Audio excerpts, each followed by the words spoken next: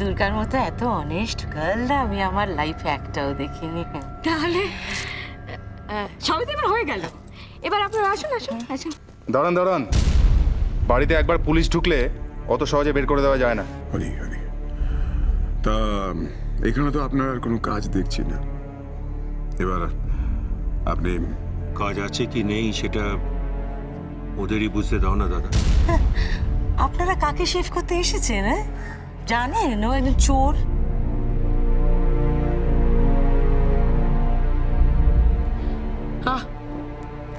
বেশি কথা বলে আমি পছন্দ করি না। সরি, হ্যাঁ সরি, বাড়ির স্ক্যান্ডেল আবার পাবলিক করতে নেই, সরি। বড্ড বাজে কথা হচ্ছে এখানে।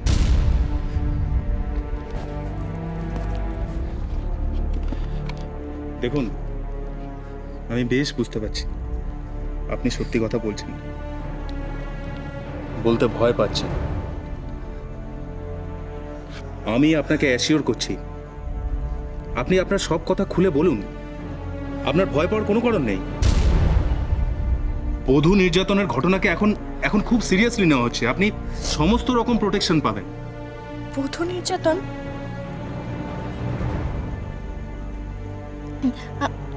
আপনি ভুল করছেন। আমার উপর কেউ কোনো রকম নির্যাতন করেনি। আমি নিজের চোখে দেখেছি আপনার উপর অকথ্য টর্চার করা হচ্ছে। আসলে আমি এই বাড়িতে সবার থেকে ছোট, তো বয়স সব থেকে কম, তো তাই জন্য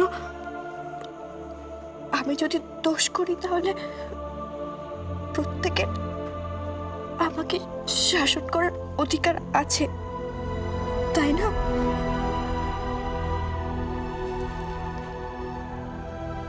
ওনার বয়স কম, তাই ভয় পাচ্ছেন। আপনাদের মধ্যে কি এমন একজনও কেউ নেই যিনি এগিয়ে এসে সত্যি কথাটা বলতে পারে?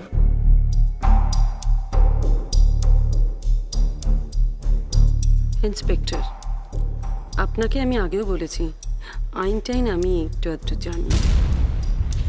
কোনো নির্দিষ্ট অভিযোগ ছাড়া কারোর ব্যক্তিগত বা পারিবারিক বিষয় নাক গলানো, কাউকে প্রেশারাইজ করা, নিজের উর্দির ক্ষমতার অপপ্রয়োগ করা, এগুলোও কিন্তু বেআইনি।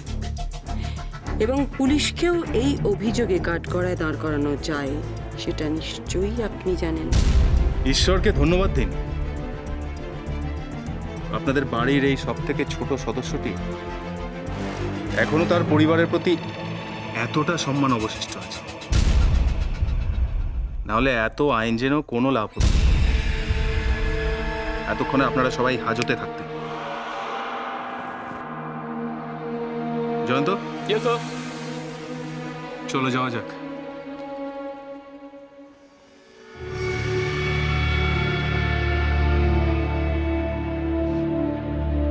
যে কোনো রকম দরকারে আমাকে শুধু একটা ফোন করবেন।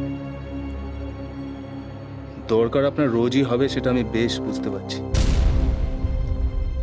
শুধু এইটা বুঝতে পারছি না যে কবে আপনি ফোনটা করে উঠতে পারবেন। যত তাড়াতাড়ি পারেন ততই মঙ্গল।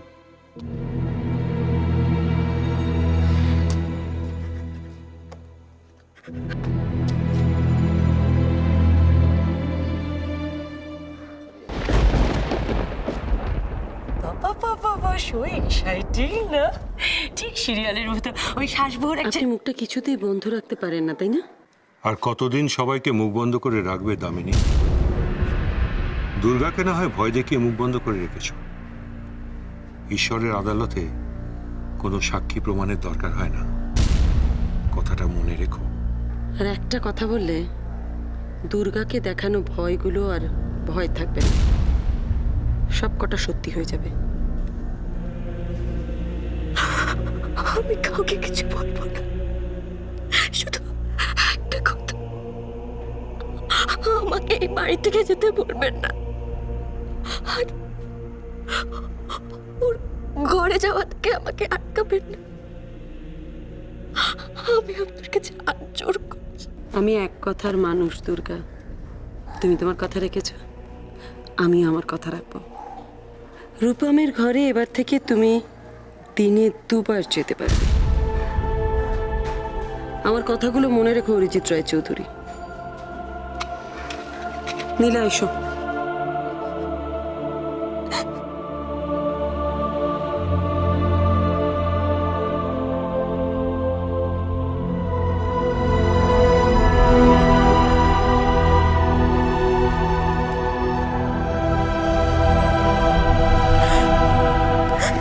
আমি আর পারলাম না জেঠু,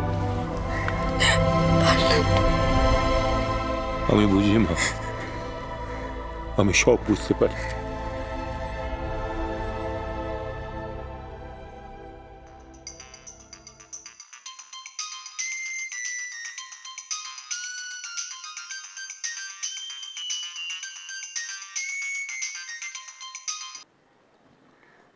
হ্যাঁ বলুন। অরিজিৎ বাবু, আপনি কি আমার চেম্বারে একটু দেখা করতে পারবেন?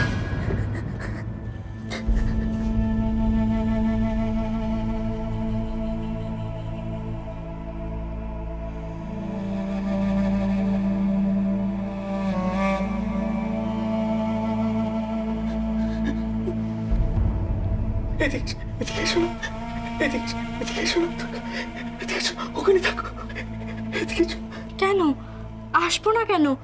কি হয়েছে?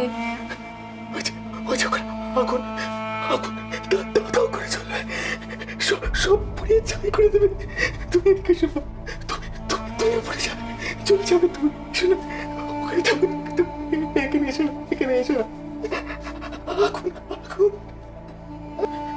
এই তো দেখো, এটা আমার হাতে আছে। কই, কিচ্ছু হচ্ছে না তো।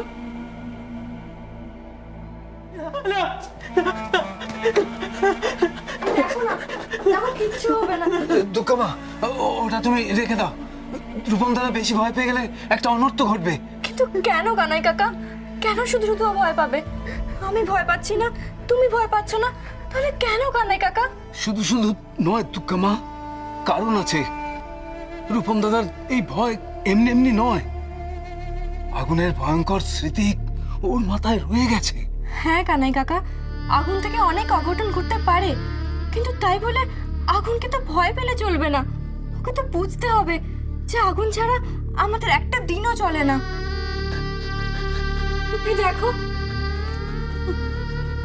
তোমার ভয় কিসের?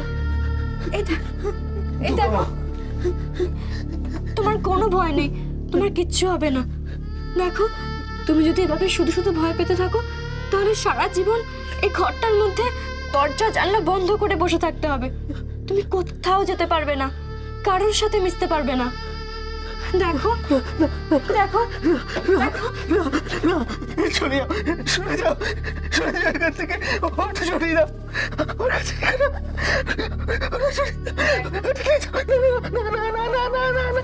দেখো, আমি নিজে হাত দিলাম এখানে, কিছু হচ্ছে? আগুন তো নিভে গেছে, কিচ্ছু হচ্ছে না, তাহলে ভয় কিসের? দেখো দেখো, তোমার হাত দাও, দাও, কিচ্ছু হবে না, হাত দাও।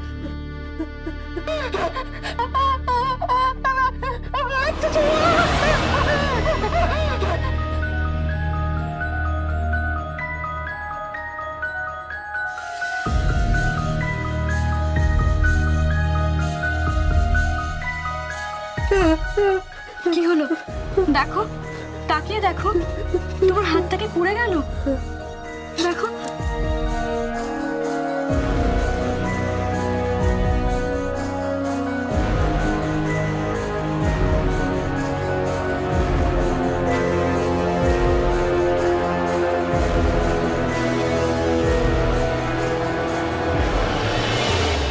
नमो देवै महादेवै शिवावै सततं नमः। नमो प्रकृते भद्रावै नियता प्रणता स्मता।